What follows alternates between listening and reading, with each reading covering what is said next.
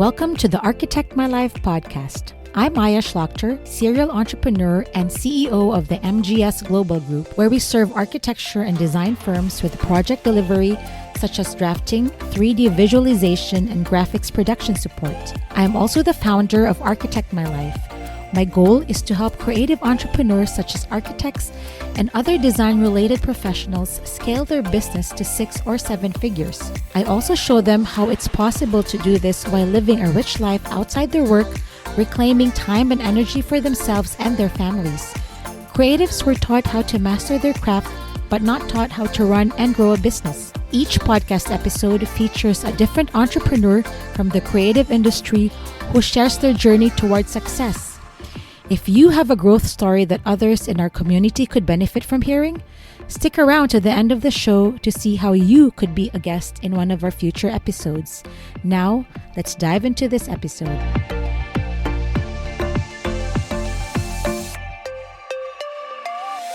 So today, I'm really looking forward to introducing our guests today, both women entrepreneurs, architects, designers, moms, amazing women from the Mancini Duffy office. Both are principals and co-owners as well. Am I correct? Yes. Today, it's Bolanle Williams-Olley and Jessica Mann-Amato. So Bolanle Williams-Olley is the Chief Financial Officer and part owner of Mancini Duffy, a technology-first design firm based in New York City, where she oversees the firm's financial and operational performance with over 12 years of experience working in the AEC industry for major firms like SOM and HWL. At her core, she thrives on building relationships between finance and management teams to ensure that overall financial success of the projects and of her firm. Her clients include American Airlines, Soho House, Brooklyn Nets, Boquerra, Verizon, and NBC Sports Group. A thought leader and speaker, Bola is passionate about service and is the founder of several organizations such as She Builds Waves, She Builds Lives, Reach Nigeria, and She Builds Money, which she can share later on in the conversation. She holds a master's degree in education and social policy from NYU and master's in applied mathematics and a bachelor's in mathematics from City University of New York, Hunter College. She also is the author of Build Boldly, Chart Your Unique Career Path, and Lead with Courage. She is married with 2 kids and obsessed with throwing fun theme parties. And our other guest is Jessica Mann-Amato. She is also the principal and the co-owner at Mancini. Over 20 years of client-focused design experience, she oversees workplace strategy, space planning, and interior design for their New York office. She has created spaces for clients such as Indeed, Rent the Runway, McGraw-Hill, and among many other clients. Jessica believes that true design inspiration is achieved with collaboration within her group and with her clients, making mentoring and professional development a key component in her work. Before joining Mancini, Jessica worked with also major architecture firms like the Spector Group, HW, Nelson, and many others. She served as the 2009-2010 International Interior Design Association as the New York chapter president. She's a graduate of the Ringling College of Art and Design. Welcome, ladies. And let's dive into my first question. So tell us about your childhood. This is always a good place to start for me because I want to learn how you became who you are based on your childhood and, some of the mentors along the way. Sure. Yeah, sure. So for me, my childhood was very interesting and fun. I grew up in Nigeria. I'm originally from Nigeria. And, I am an only child to a single mom. And so, for me, my mom played a major part in my life, in my upbringing, in making sure that, one, I had the best education possible, as well as just really enriching childhood. I was always around, when I was an only child, I was always around cousins, spent lots of holidays. So the holidays are very important to me with my cousins. And it was just fun, right? So even though I was an only, I never always felt like an only because I was always around family part of what she did for me was, just model the importance of relationships and honoring people, respecting people. And so I saw a lot of that. She was also an entrepreneur. So, she worked 9 to 5 as a controller and then ventured into entrepreneurship and started her own business. So I was always watching, right? It made me curious about running businesses. So part of the things I did early on was like sell cards in my high school. And then, she prepared me to come to college in the States. So at 17, I moved to the US and I've now been here almost 20 years. Oh, wow. That makes sense. Having a strong role model as a mom. Yes. Jessica. Yes. Yes, I grew up in Tallahassee, Florida. I have family all throughout the South. So I'm really a Southern girl at heart, even though I've been in New York for 21 years. So my family's scattered throughout out the South. I grew up on a homestead, much like a farm. So we had a lot of huge gardens. We had, chickens and goats and rabbits. And I'm one of 3 children. I'm the middle child. So it was a very fun way to grow up in that kind of a setting.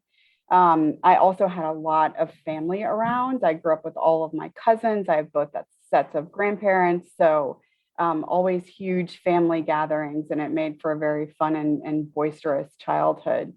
My mother was a stay-at-home mom until I was 10 years old.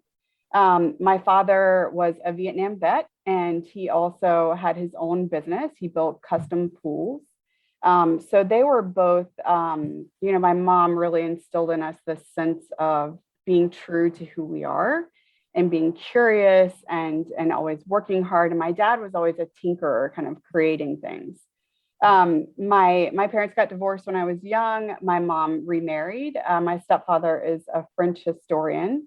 One of the hardest workers I've ever known in my life, authored many books. He's the head of the history department at the college that he teaches at, and just a very hardworking man. And he really taught us the work ethic, I think, that myself and my siblings have.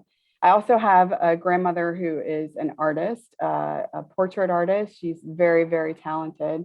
And another grandmother who was always sort of a wannabe decorator her whole life. So the love, I think, for everything architecture and design sort of came from both of them in the way that they always looked at the world.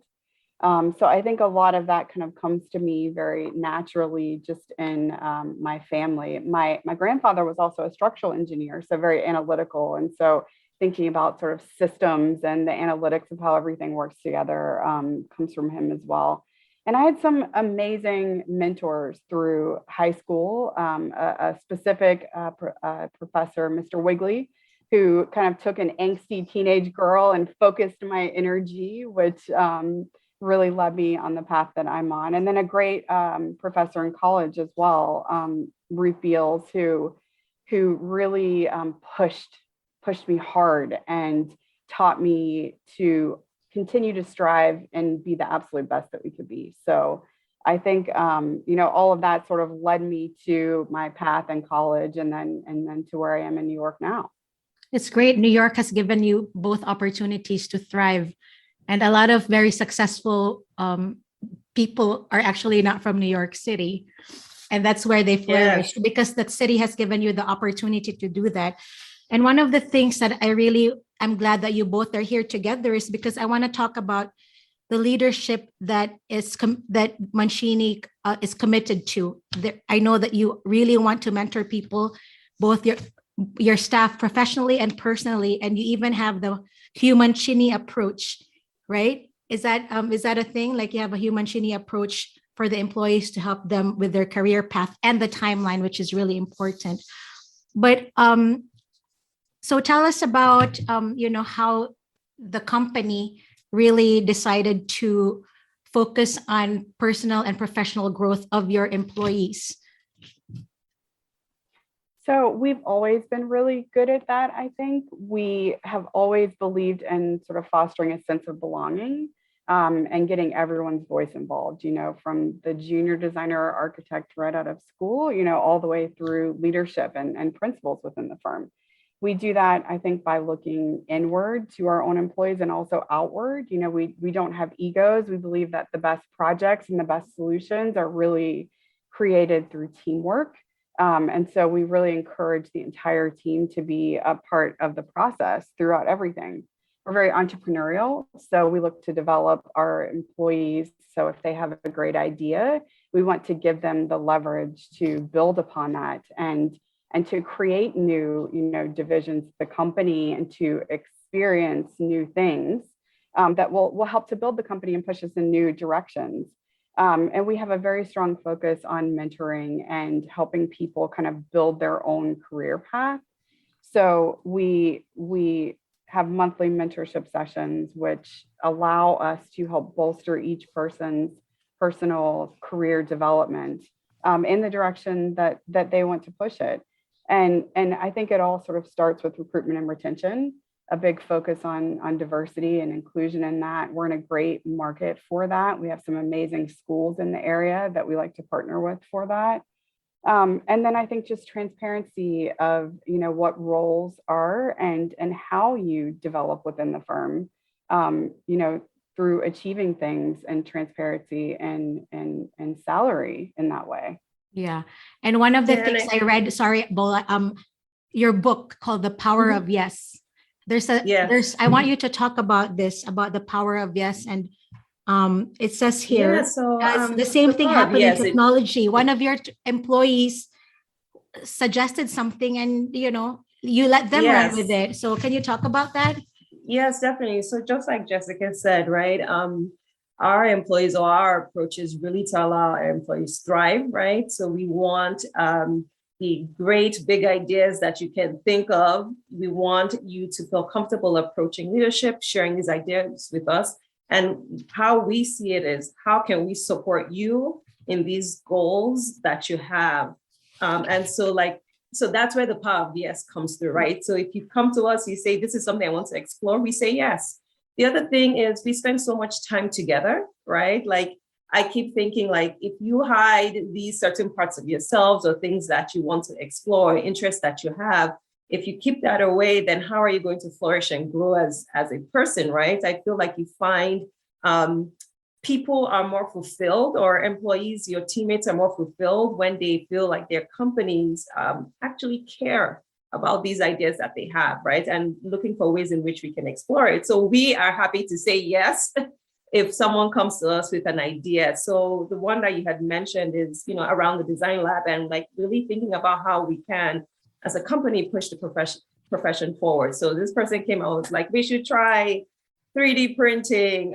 We kicked Christian, our president, out of his office so we could, set up a 3D printing room. And now that idea, with other employees coming together, with Christian, with Jessica, like it has now grown to a full design lab where we have a fleet of 3D printers. We have a VR session of ways in which we now design. Imagine if we had said no,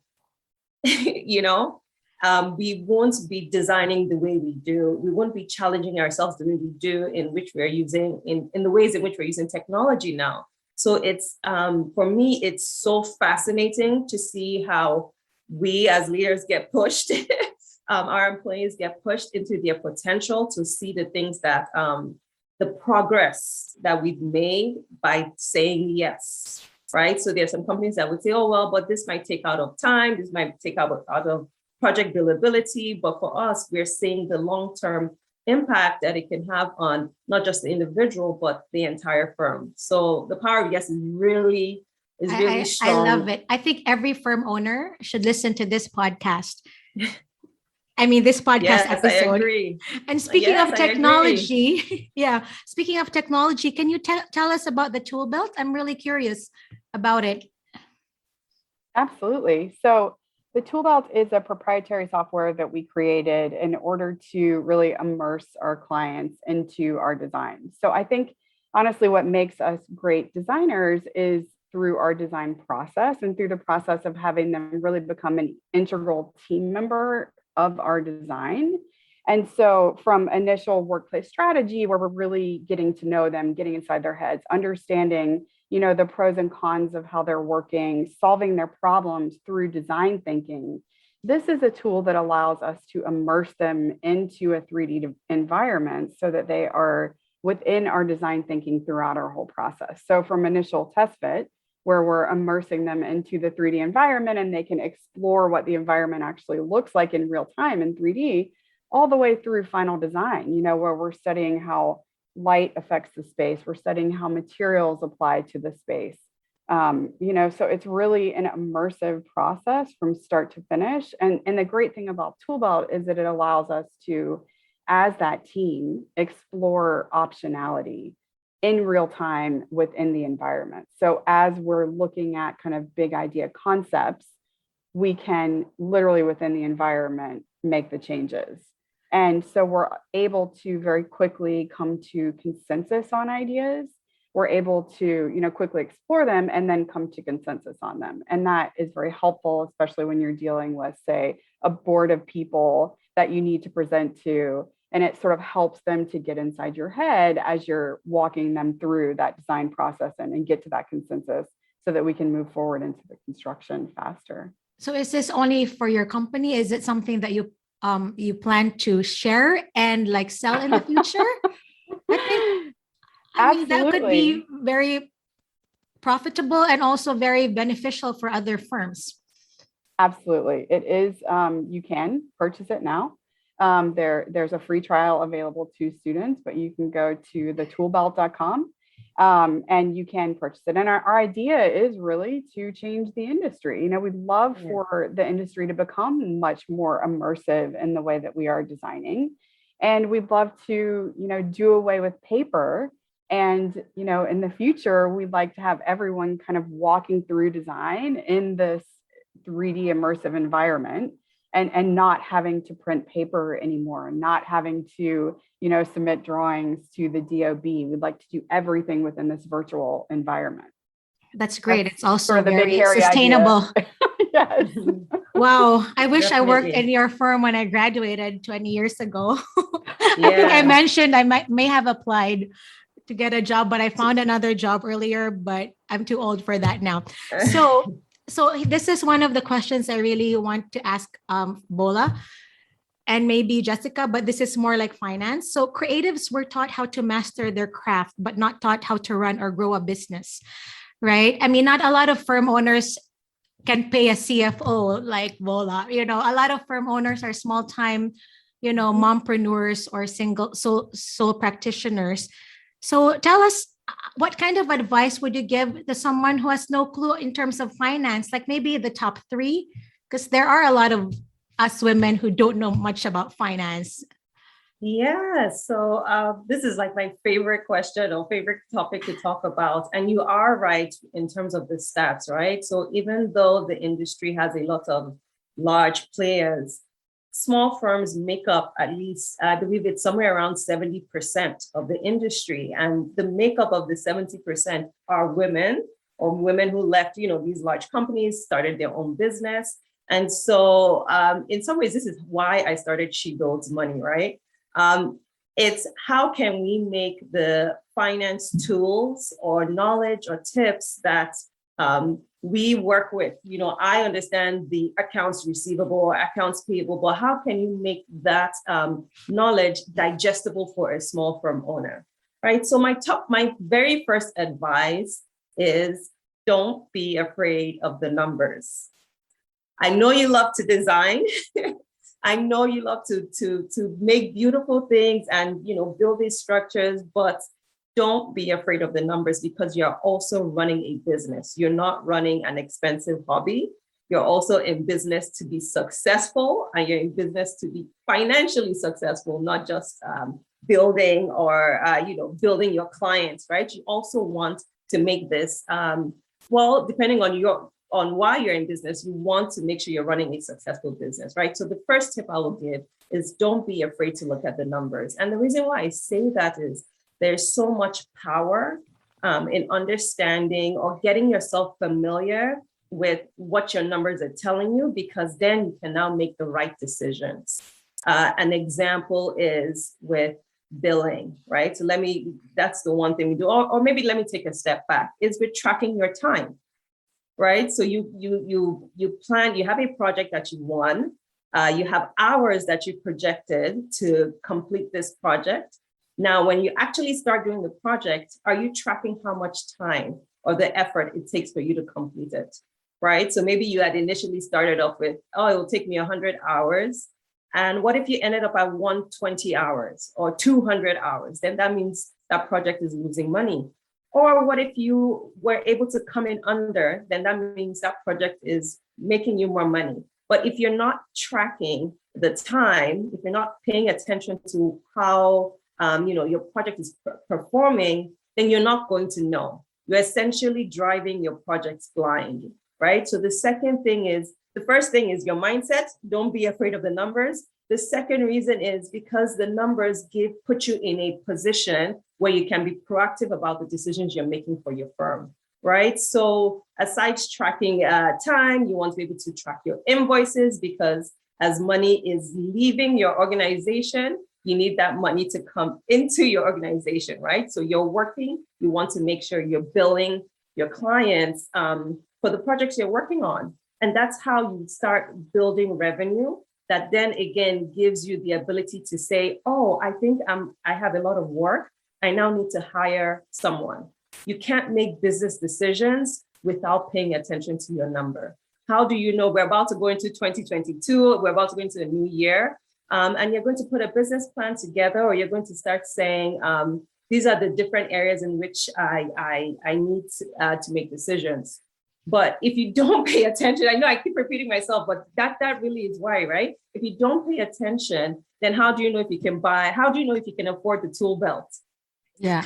How do you know if your business is growing? How do you know if you can afford to purchase tool belt or to buy new software? How do you make these very critical decisions that will allow you not remain small, but keep growing so that you can stay in business, right? So these are just some of the real examples I like to give as to why the finances of running a company is very, very critical to look at. And I think I'll just end by saying, make the process simple for you, right? I have something called 15-minute Fridays. So now I'm speaking to small firms, right? If you don't have a CFO or a controller in your business, you'll have to put on that hat. You have to put on that accounting hat, right? And so on a Friday, make a meeting with yourself. How much money did I get into the business this week? How much money went out of the business this week? And that's pretty much you understanding your cash position.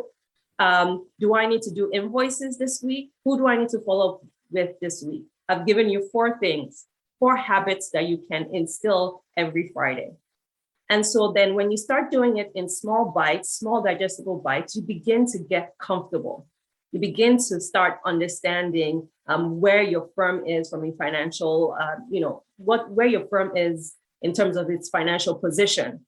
And so you have to start small, then you continue being consistent. And before you know it, as your firm is growing, then maybe you will now need to hire a part-time bookkeeper, or, then maybe you need to hire a controller. You don't have to hire one full-time. There are part-time fractional CFOs that you can bring on as your business is growing. But you need to have the right resources, you need to have the right tools, and first of all, your foundation, which is getting comfortable with looking at your numbers. You need to address that, and then everything else is just going to follow. Okay, thank you. So bottom line, firm owners, 15 minutes a week will not kill you. You spend hundreds of hours drafting, but 15 minutes a week is really a foundation that everyone should spend, looking at their finances. Speaking of business, I want to ask Jessica about business development strategies, especially for an emerging, your firm has been around for a long time, but can you give us advice, or small firm owners advice on business development, how to find new clients? The problem I see is a lot of firm owners just get their business from friends, family referral. But what happens when the pipeline is gone? It's really about building a network, and it's about building a diverse network of people that you can rely on. So, it's everything, quite honestly, from personal connections, from business connections, always having great relationships with project managers, contractors, vendors. It's really about kind of tapping into all of those connections and making sure that you have those people to reach out to, because, and I say connection a lot, ultimately you're looking for someone who can help you to make the connection to the project that you're going after. And more these days, it's also about social media connections. It's LinkedIn, Instagram, and maintaining those connections as well. So it's really kind of having that diversity in all of your connections so that you have that person who can help you to ultimately put you in touch with the right person to make that call or send that email introduction. Yeah, I always mention to people that building a business without a network is like building a house in sand. And women or creatives in general should be more outgoing and less what do you call that? Introvert. A lot of artists, creatives are introverts. But if you want to be a successful business owner, you got to really network and build your community. Absolutely. And that's the first thing I teach young designers is get involved in your industry, get to know people, learn how to network, build those, networks of connection within all the different facets of design and architecture that you touch that will allow you to have that. We all have to have our tribe. And Yes. I think without it, just like you said, you're building a house on sand. You have to have people to prop you up. That's true. I can't believe we're about to wrap up, but I want to talk about Bola's book. I really loved your book. And I actually read this while quarantining. It was so inspiring. I was like, I can't wait to leave my basement so I can be bold. Right? Yeah. I'm glad you had that. One of my favorite ones is the courage to say goodbye. This is major. I've had experiences where I had to, break up with a partner. But sometimes, this is important, especially for if you want to succeed, sometimes you need to build your tribe of people who support you and share your goals. So talk about the courage to say goodbye. Yeah. So, that one it was tough to write down, but it's really an important idea or concept that firm owners have to embrace. And really the courage to say goodbye is looking at, either the pool of people that you're working with who really fits in that vision, be it your partners, be it your employees. And a lot of times, you find this weird situation where people are just tolerating people, right? And it's doing a disservice to the employee because they could possibly be thriving elsewhere. It's doing a disservice to you because they don't fit into your vision. And so a lot of us now have to really put on our, I'm a girl, so I'll say our big girl pants on and make tough decisions that in the long run benefit both parties. A lot of times, if you're able to then say, that goodbye, you find that the person moves on, either, then finds their own tribe, but then you're able to now fill in that role, that position with somebody who really buys into your vision. And so, yeah, it's once you now get to this leadership managing position, you have to, it's one of the things that you just have to start getting a bit more comfortable with, as difficult as it may be. We don't like it, right? A lot of us either don't like to be in uncomfortable situations, but our firms will not grow if we don't have that courage, or if we don't dig deep and find that courage to say goodbye to sometimes some people, sometimes clients, even though we don't want to, right? But you might have a really difficult client that maybe at the end of the day, you're both not serving each other, and it's affecting financially the organization, right? So you have to have that courage to say goodbye. I think every leader, decision maker needs to read your book because it's an easy read and it's really very digestible and very relatable, in my opinion, because, it's not, it was such an easy read and very inspirational for me. And I'm halfway through the book, but I'm really enjoying this a lot. And it was perfect. It arrived when I started quarantine. I'm glad. So Jessica, where do you see your firm in 3 years? We are going to continue to move towards our big, hairy goal of kind of a paperless world moving forward. And also, looking to expand and build upon our 360 design and expand to other markets as well. So, there's a lot of facets that includes. And so we're working on our strategic plan right now in order to meet some of those big, hairy goals moving forward. That's amazing. Yeah. I'm super I'm just inspired. excited. Yeah, It's I'm like excited for. Yeah. Sorry, so I'll say, when I saw this question, I just thought about where we were 3 years ago and where we are now, and the growth that has happened, like real exponential growth, even through the pandemic, right? Like the design lab has been extremely innovative, almost forced, because we all had to be home. So they had to think about ways in which we can now take this 3D virtual reality design sessions all online. So imagine what else they're going to accomplish. The design lab will accomplish, and us as a firm will accomplish in the next 3 years. I'm really excited to see. I'm really excited about your enthusiasm. A lot of firm owners fear their future, but you guys are falling in love with your future, which I think everyone should do. So I think we're almost out of time, but where can our audience find you, Bola and Jessica? Sure. Yeah.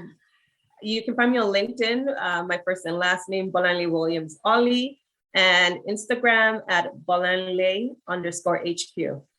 And then on my website, www.bolanlewo.com. And your book, where can they find it? Yeah, so they can find it on my website, and it's available for purchase on Amazon. Okay, I will drop all the links also in the show notes. And Jessica? Same on LinkedIn, Jessica Mann-Amato, my full name, and on Instagram at Jessica Mann-Amato. Oh, wow. Okay. Thank you so much. And I appreciate your time. And this was extremely inspiring. I definitely learned a lot, and I'll use all of your strategies in finance and business development. Try to get out of my shell and meet more people. And I appreciate, all the knowledge that you've shared, all your accumulated knowledge that you've shared in this podcast episode. And that being said, have a wonderful rest of your day. Talk to you later. Thank you so much for having us. Thank you for having us. Bye. Bye-bye. Bye. Thank you for listening to the Architect My Life podcast. We'd love to hear from you on social media using the hashtag Architect My Life podcast. Be sure to follow us on Instagram at Aya_Architect My Life. That's Aya, AYA_Architect My Life. And for women firm owners, I invite you to join the Architect My Life private Facebook group. If you haven't already, we'd appreciate it if you'd subscribe to the show, as well as rate or review us wherever you access podcasts. And if you think you have something to add to the conversation through your success running a business, we invite you to apply to be a guest in one of our upcoming episodes. Visit architectmylife.com/podcast to learn more. Maybe you're not in a position to share your success story yet. That's okay. Take your business to the next level with our coaching and online courses.